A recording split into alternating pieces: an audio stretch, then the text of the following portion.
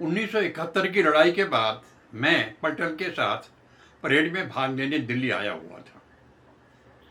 London से पम्मी आई हुई थी और बुलटवार से बीज आई हुई थी। पम्मी मंजीत की प्रेमिका थी और मंगेतर भी थी। शादी से पहले लड़ाई से पहले उन दोनों की शादी होनी थी, लेकिन हुई नहीं थी क्योंकि लड़ाई शुरू हो गई थी और मंजीत को छुट्टी नहीं मिली थी। तय था कि लड़ाई खत्म होती मंजीत जाएगा लंदन और उन दोनों की शादी हो जाएगी।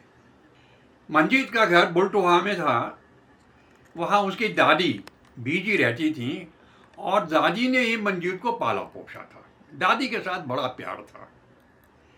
अब लड़ाई के दौरान हम दोनों वहीं थे पंजाब में, और मैं मंजीत के साथ हर संडे सैटरडे में बुलटोहा चला जाता था और बीजी बड़े प्यार से हमें सरसों का साग और मक्के की रोटी खिलाती थी सफ़ेद मक्खन के साथ। मैं बीजी को भूला नहीं था। मैंने बीजी के चांद छुए थे, उन्होंने आशीर्वाद दिया था। मम्मी को मैंने देखा था, फोटो तो पहले भी देखे थे मैंने मम्मी के, लेकिन मैं हैरान रह गया था। मम्मी लाखों में एक थी। सेरेमनी शुरू हुई थी। अनाउंसर ने कहा था कैप्टन मंजीत। उस शाम टावर पर थे और दुश्मन का हमला आया था। कैप्टन मंजीत ने तोपखाने की मदद से दुश्मन के दांत खट्टे कर दिए थे। दुश्मन के टैंकों को एक एक कर कच्चे घड़ों की तरह तोड़ा था मंजीत ने, और सारा का सारा उनका अटैक रोक के खड़ा कर दिया था।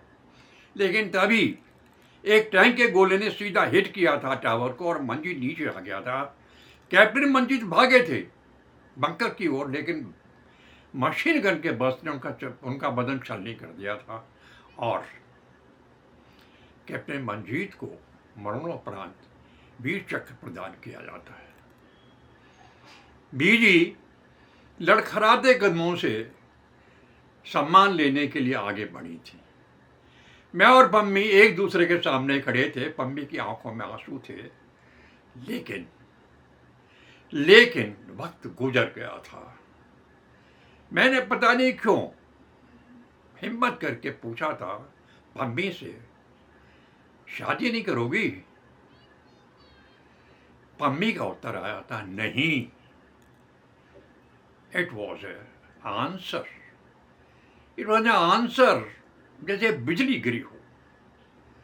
मैं घबरा गया था।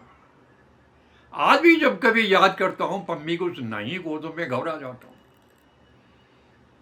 अमर प्रेमी थे दोनों।